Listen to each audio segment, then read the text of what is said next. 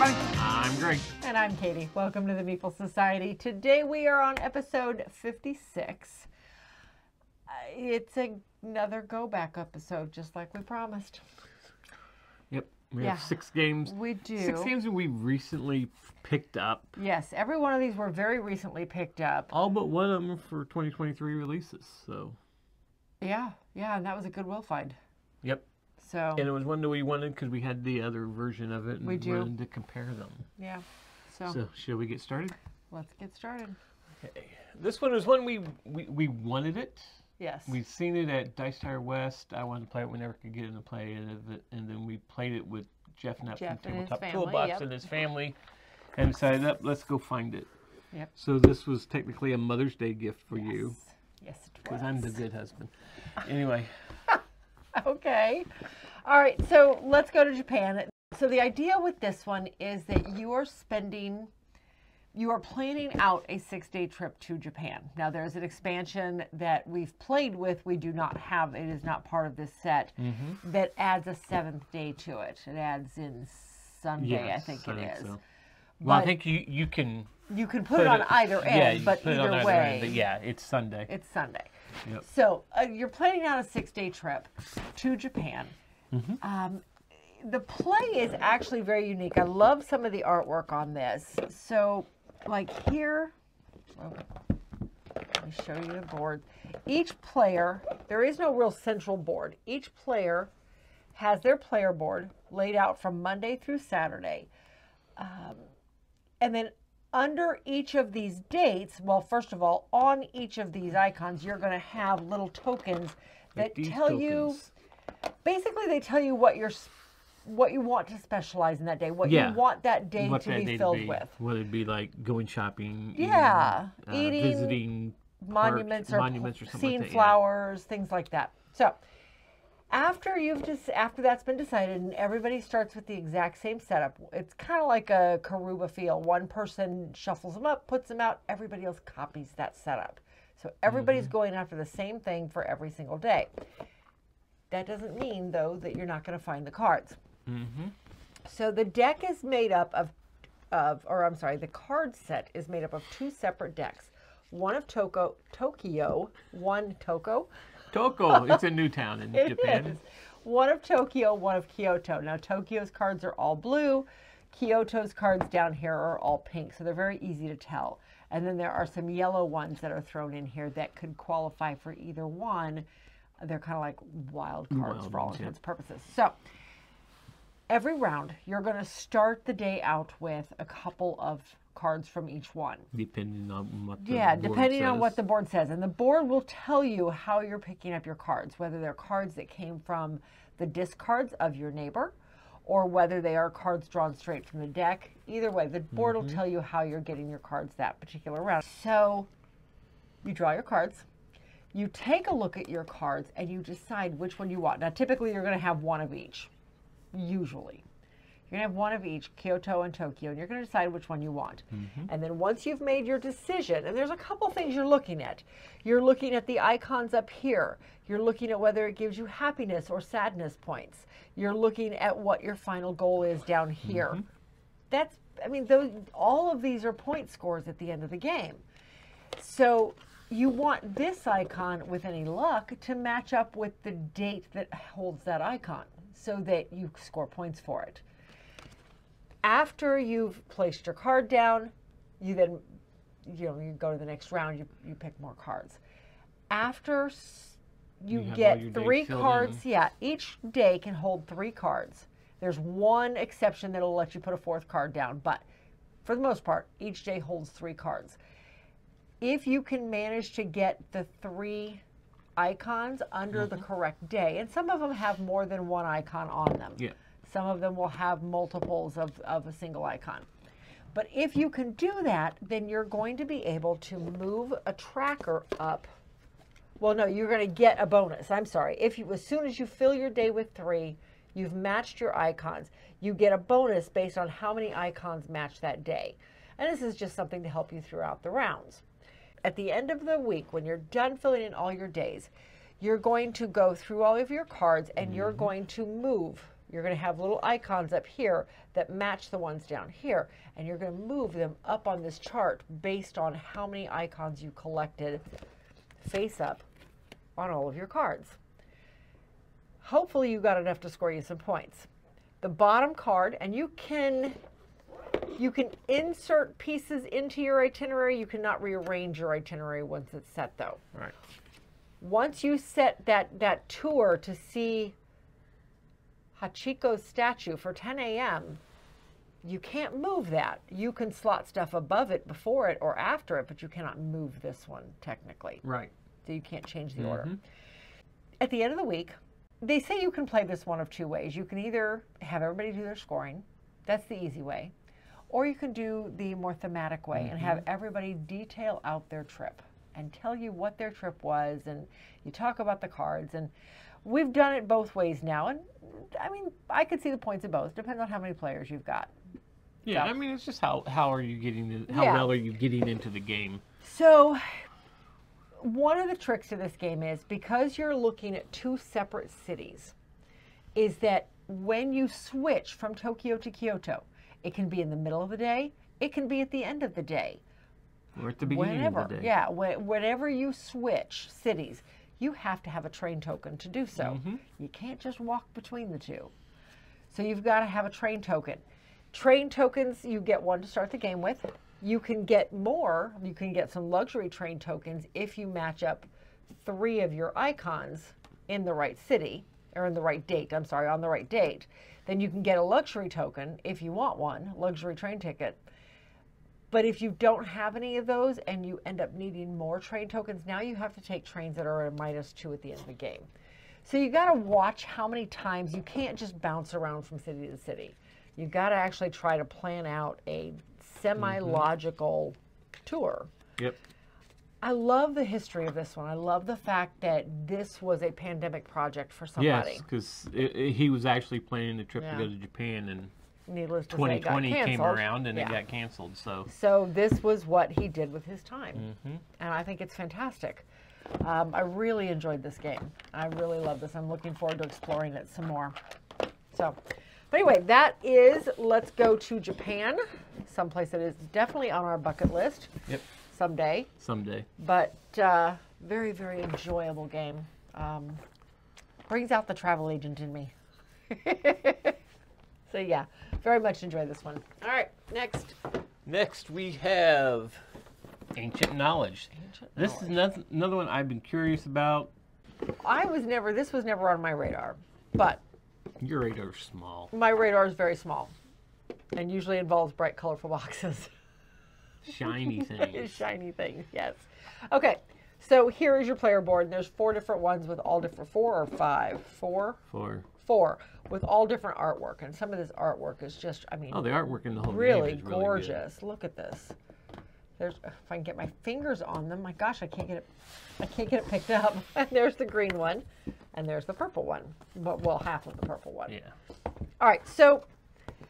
Yeah, you can actually see the whole art on the backs of them. Out the little things in front of it. So how this one plays, as I said, this is a card game. The concept of this one is that you are acquiring knowledge through card play, and eventually every year that goes by, that knowledge starts to degrade. And if you don't bank the knowledge, if you don't somehow get it off the card, then the knowledge, it's supposed to be like you're sharing the knowledge to the next generation. There you go. By sharing the knowledge to the next generation, you're literally removing the tokens from the card, and they don't become lost knowledge. So you don't want lost knowledge. You don't want lost knowledge. It's negative points at the end of the game. Typically, I had a card that made it positive points for me, but that's okay. So you have 3 tracks of technology out, and they do change throughout the game. There's at one point during the game, one of the ones becomes a 2, and it becomes a little more lucrative. So you've always got technologies out that you can claim. That is one of your turns. Other than that, you're drawing cards, and one of your actions is to draw up some cards. But you've got cards of all different types of places. Places lost to history, I'm afraid. Like this one here, and half of these I've never even heard of. Jangan Kong in China. Mongolian dolmen in France. Like I said, some of these things are like gorgeous. You've also got artifacts. Artifacts are different. So artifacts you build onto your board down here, and they become permanent unless you find a way to remove them. And it's basically your engine. But they give you bonuses. Yes, these become your engine. Like this one here states this is an end of round turn, an end of round action. If you have 3 lost knowledge or less on your board and at least 1 monument in your past, draw a card. This becomes an engine if you can keep your lost knowledge down. Yeah. So these are your lost knowledge chips. They're very, very small, just little tablets. That's all they are, nothing fancy. Well, those are your knowledge tokens. These are your knowledge tokens. On your cards as they come out. Touche, and they can become lost knowledge. Yes. Hopefully not. All right, so you're placing artifacts down here to create your engine. Meanwhile, you are placing some of your location cards up here.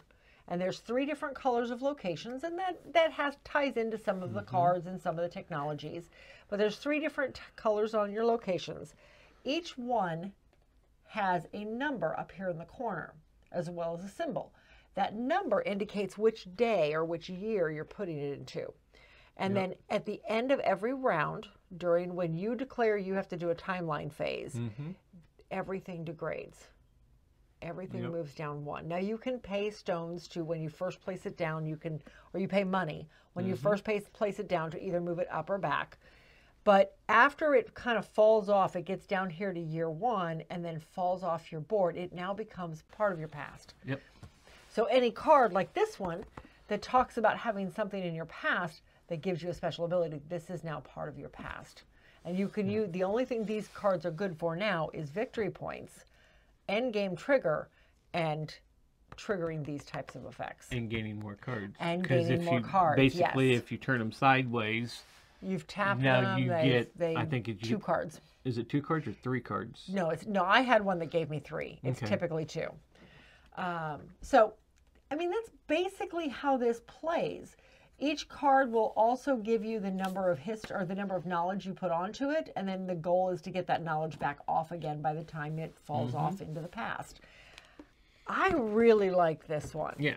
I really did. I had an engine going that I needed the lost knowledge for, but that was all, again, negative points at the end of the game. I know when we took this out, we looked at these cards, and usually we can look at cards and it's like going, oh, yeah, that makes sense, but we had to search and look it up to figure out what it was like, because it shows you exactly how much knowledge goes on the card, and like you said, shows where it goes on the card, and then as it shows victory points at the end, and then as it declines, what the and some of them will give you special powers so long as they're in your timeline. I think the green ones, I believe, if I'm not mistaken, most of the green ones were victory points, and had something at the end of the game scoring.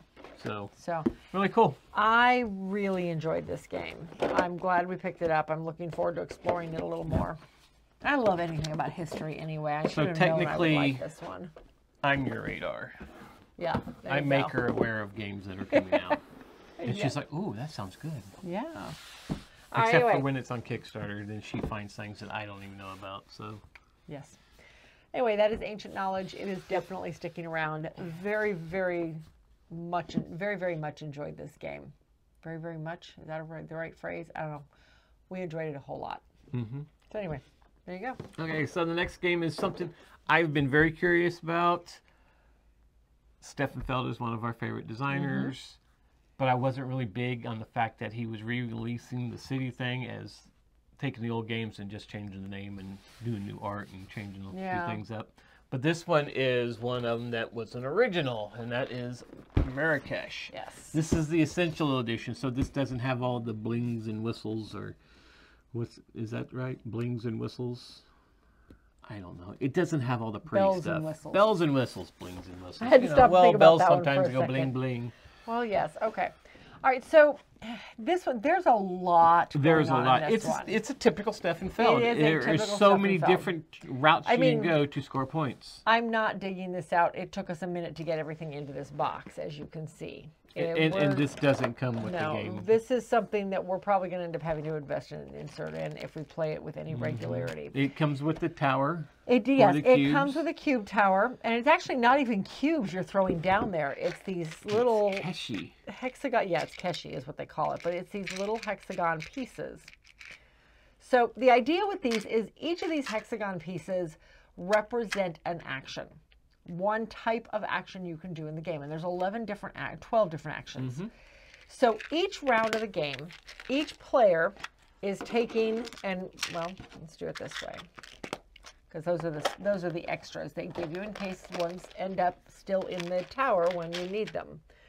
So each round of the game, each player is choosing 3 colors of their keshi, and secretly choosing behind their them. board, behind their little castle. So, and then once everybody's made their decision, everybody reveals which ones they chose, and then somebody gathers, whoever's the active player at that time, whoever the first player is, gathers all of them up and throws them into the dice tower, or into the, cube tower. Throws them into the cube tower, which starts with this thing, and they all get thrown in. And there's like 2 other levels under there. And I do like the fact, though, that there is another level you can put in there that might hold them back a little bit more. To make it a little more challenging, yes. We'll probably have to switch it out because we very rarely had anything stay in. All right, so once you throw everything in, you see what comes out. Those become the available actions of the round. So just because you chose the green action, and forgive me, I don't remember what each action specifically does at this point. It's been about a week or so since we played it. The brown one went to the oasis, okay, where you could discover the oasis. Okay, I don't remember. The green one was the orchard. Oh, yes, green one was the orchard where you got dates. The pink one was the roundel. I don't remember exactly what the roundel was. It was luxury goods. Luxury goods. Oh, that was the guards. The orange and yellow and red, was it? Purple. Purple was the market. Or the soft or soak or whatever you call it. Those are the market, basically, yeah. And I don't remember what the black, I think light blue that was the river. The river, yes. The red was wild. The red was a wild. You could put it anywhere. There was 12 different, or actually 11 different areas on the board you could go to, and we took some pictures, so I'll show them here. And then again, the red was wild. It lets you go anywhere.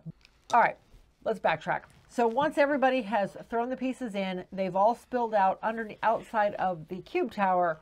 Now, whoever the star player is can look at all of the options, not necessarily the ones he threw in. Maybe he's already used his river piece, so therefore he had to put these in, but he really wants to take that river action, and I put in a river piece. Guess what he's taken? And I'm not going to get my river action. So you go through, and if there's more than one of one color, so maybe there were 2 browns, and he decided that doing 2 actions in the brown area is much more powerful than doing the one in the river, so he's going to take the 2 browns instead. So now you get the full action. Well, to back up even farther than that, you put your people out on the actions you put your of the cubes you're putting in. Yes, of the cubes you're putting in, you put these people out on the board. And then if you take one of the keshi that you don't have a person there, you don't get the full action. All you can do is put another one of these guys on the board, and there's one for each color. Yeah, there's all sorts of these guys. All right, so once everybody has taken what they want, you keep going until they're gone. So some players may get more actions than others, even though everybody put 3 in. Depends on how many doubles fall out, or if anything is left stuck in the tower. So once you've done that, then you take your actions based on the colors that you grabbed. If you have any people left on the board because you grabbed a color where you didn't put in, you didn't have one of your assistants on that specific location, then you can use that leftover assistant that's sitting in the market to add one of these extra guys to the market so that the next time you take a market action, it's more powerful. So it's not a total loss. Yeah, it's not a total loss. You're still going to get something, and like I said, it'll make that action when you do finally get to do it again stronger.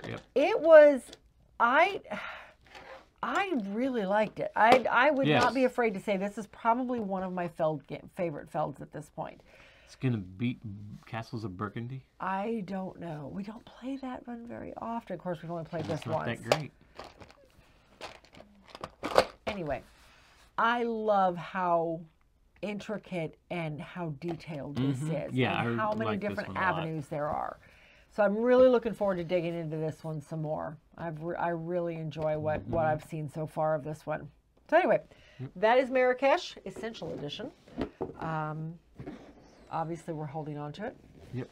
So yeah, this was the product of, matter of fact, both of these, and one more coming up, were the product of a sale at our local game store. They're getting a new floor, so they were having a buy two get one free sale. So you know, how can you pass that up? All right, next. Okay, the next game was the only game that was not released in 2023 that we're doing right here. This was in 2020. And this is Back to the Future, Back in Time. Like Katie said, she picked it up at Goodwill. I found this at a Goodwill. We have Dice Through Time. Yes.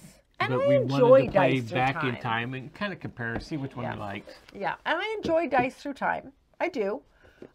I like what it did. Now, these were put out by two rival companies at about the one's same the time. Funko one. Yeah. I love the fact the rule book looks like The comic the book. comic book from the movie. It's actually a very simple read. It was not complicated at all to figure out what was going on.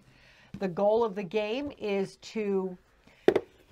you have to get to the end and have 3 things in place. You had to have 3 parts of the car. Well, you have to have all 3 parts of the car, but And more the car importantly, had to you have be- to have the car at the clock tower. At the clock tower, Yeah. and the You have to have at least 1 piece left of the picture, and you have to have Lorraine and George in love. George. I was like, I can't remember his name. I kept wanting to say Biff, and I'm like, nope, wrong No, character, one. wrong character. Biff was wanting to be in love. Yes, but you have to have Lorraine and George in love down here, 1 piece of the picture, and the car at the clock tower, which you can't do if you don't have all the pieces. No. Because you can't get it past Because Doc's the car will laboratory. stay at the garage until you get all of them. So there are 3 different pieces to the car you need. Gasoline and a couple other things. The rope, what is it? Gasoline, the cable, and the hook that are needed for the clock tower.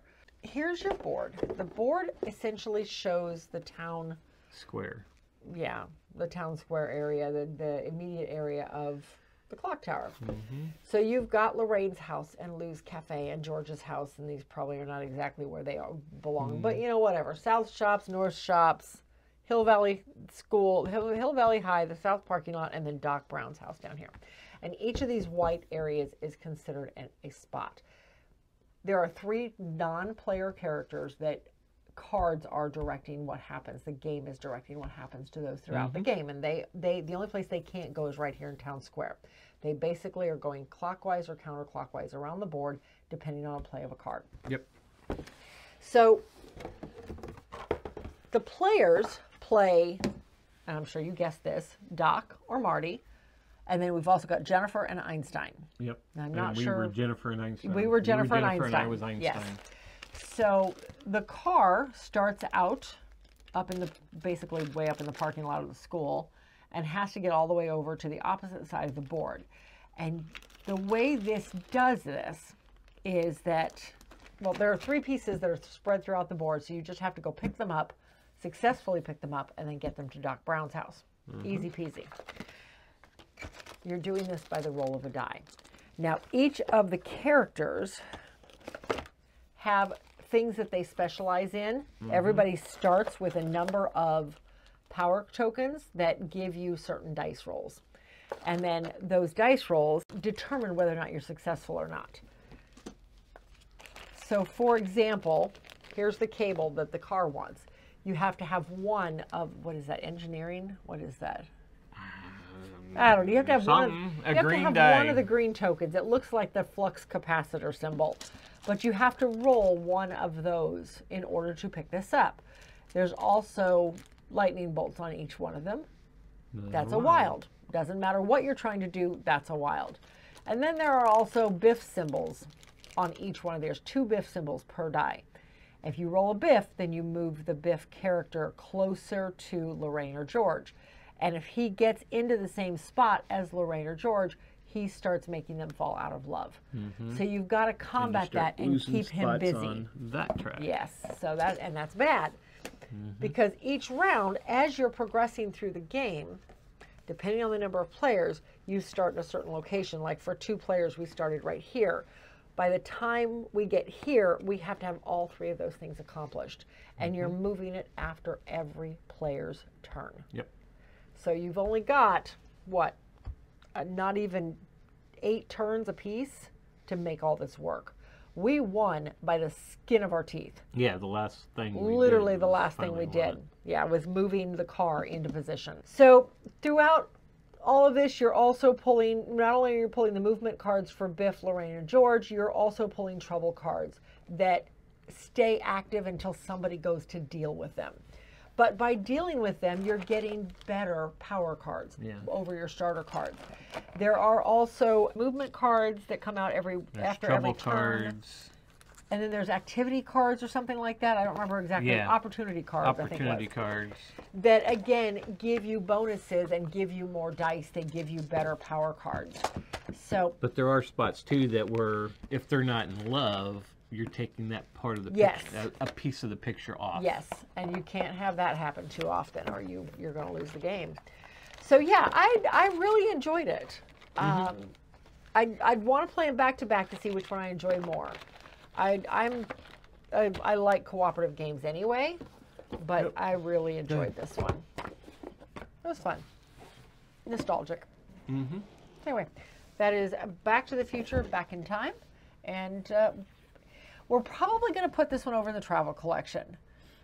Well, we really hadn't talked about it because that's where the other one sits. And I wouldn't mind having both in the same place. But we know where it is if we want to play it. Yep. We have a couple friends I think would really enjoy this. Matter of fact, they're coming over Sunday. So yeah, Back to the Future. All right. Okay, so now that we're back from the past and back into the future, the far future for excavation. Evacuation. Evacuation. Excavation. Evacuation, you know. Totally different game. You're moving things around. All right. So in Evacuation, you are essentially, this is set far into the future. I want to say it gave a year of like 2400 something. But anyway, the planet isn't so much used up as they've discovered that the sun is starting to expand and is slowly destroying the planet. So the plan is to evacuate the Earth with all the necessary stuff and settle a new planet. So each player is trying to accomplish this. Oh, God, you're going to pull things out. Oh, man. Why don't you show a picture? Why is it we always put the board on the very bottom? Anyway, I'll show a picture. There's a track that goes all the way around both planets. But throughout the game, you're moving your pieces up that track, and where you're able to take your energy from and some of the things you're able to do are determined by your position on those tracks. So you want to get them moved up. The way they move, I am going to go ahead and just pull one player board out here because I can slide that back in easier. Your actions are determined by the pieces down here. Now, we've only played this the one time. We played it a couple nights ago, and I really want to dig this back out. Yeah, because you can play. There's with 2 the ways to powers on play. the cards. They say the first time you play to play with just this side up to determine you're just taking the basic actions. However, if you flip the card over, now everybody has specialized actions as determined by the cards. And that's another option you have in addition to what's on your board. So this is definitely the more advanced way to play it. We've not done that yet. We've only played this side. So you're playing cards either for the action or for your base actions down here. But down here, there's little numbers underneath each of these 4 sections. That determines your power. When it comes time to basically pass and pull your cards back and clean your board and get your income and everything, then your power, how far you move up on that board, is determined by how many cards you've put underneath each of these slots. Meanwhile, on the main board, there's bonus cards. So if you can hit a 10 exactly, then you get a special bonus at the end of the round. Or if you can hit a 15 or an 8 or whatever. So maybe you need that extra action. So you're trying to keep your cards down here on the bottom where you're not going to spend as much, or you're trying to spend more. It's all part of the strategy of it. There are tiles, there are, technology tiles here that you build from the bottom up. and that give you, again, more bonuses, a part of your engine. One of the things I found very neat and very tricky at the same time was that anything that was produced on the old planet had to be kept here. Throughout the game, you're buying ships and you're moving some of your plants and some of your production over to the new planet and some of your population over to the new planet. And as you do, you're able to produce stuff in both sides, and you have to keep them separate. If the ship is sitting here, you can't use the fuel from here to power it. You got to use the fuel from here. And if you have already moved all your fuel plants and you don't have any more, you got a problem. So the ships go back and forth in between each round, but you got to use fuel to get them back and forth because, you know, they're loaded here. It costs more to get them going. Just really interesting the way they put it all together. I really enjoyed it. I am really looking forward to getting this one back out. The box says 75 to 150 minutes. I don't feel like it took us that long to play. We played pretty quickly. If it took us that long, we were so engrossed we didn't even notice it. Once we caught on to what it was doing. Yeah. Because I think we were like over halfway done with the game before we really started moving things and building things on the new planet. And was like, it took us a minute to realize we probably should be moving this stuff. Because neither one of us got all of our buildings over. I think we both left with one. We were both left with one plant. So you lose points for buildings left over on the old planet. Yep, you do. Very, very interesting game. This is one we picked up at Dice Tower West. Yes. No, we didn't pick it up at Dice Tower West. We picked this up at Geekway to the West. Thank you. Why did I say Dice Tower West? That was a year and a half ago. Geekway. That was back in time. But now we're into the future. See what I did there? Yes, I did. I did. Anyway, we picked this up at Geekway to the West. I'm very glad we did. It's been very enjoyable so far. So, anyway, yeah, that is Evacuation. Vladimir Suchy. I really like it. Anyway, that's that.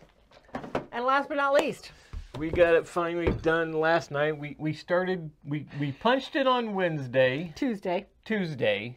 We started it Wednesday. We finished it Thursday. Now, mind you, we both work regular jobs. Yeah, and we only had a couple hours each evening, and it took a while to get through the rules and everything. Pull it out here so they can see what we're talking about. Heavy. Okay. This is Nucleum. All right. This is, as people say, it's like brass, but I think is if I enjoyed this a lot. Oh yeah, I really liked it. But if you look at the board, if you've ever seen this board, and I'm sure she's going to throw a picture up here of it. I'm going to have to throw a picture because it's at the bottom. It looks like brass and Power Grid had a baby. Yeah. And that's the board. Yeah. The board's pretty cool. The only thing I have up here on top is those. And I'm just looking to see if I can at least find a player board. No, they're on the bottom. They're on the very bottom because they are the biggest piece of the game. Never mind. Insert picture here.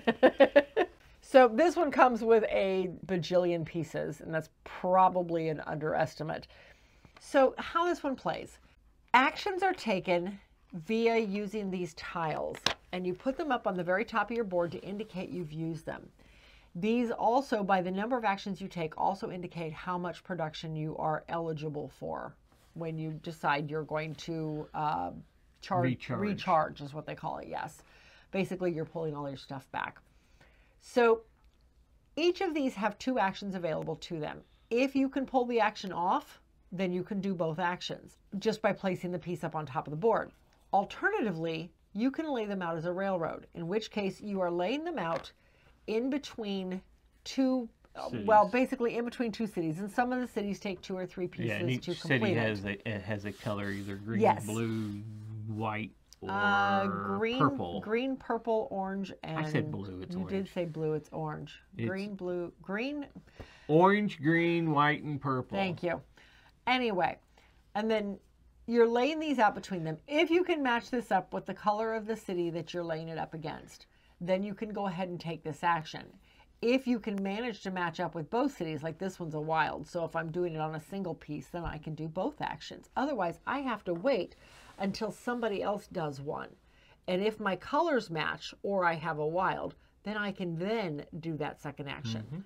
Once the entire line has been settled in between the two cities, you flip them over. Your meeple moves over to the back side of it because you put a little meeple on it to show that it's yours. You flip it over and it now becomes a railroad because it's complete. Once that happens, you've lost this action token for the rest of the game. There are ways to get more. You start with 5, and you're constantly buying them throughout the game. And the 5 you get depends on which experiment you take. Yes, and I like that. So there are 4 different experiments that come with the game. Each of these boards is different. And each of these boards comes with separate technologies, and throughout the game you're building these technologies, and there's different things in the game that'll give them to you. But then on top of that, each one of them, if I have experiment C that I'm going to take, and we have these all separated out, these are the tokens that experiment C starts with. And all 4 of them are different, which I thought was very interesting. And I do like that they have player cards for the different for each experiment. experiments. Yes. And it would tell you what each one of these little pieces means. When you get it fulfilled and moved in, you get to start doing that action. I like the fact that they did this. Each of these pieces, this is not one we played with, so it hasn't been punched yet.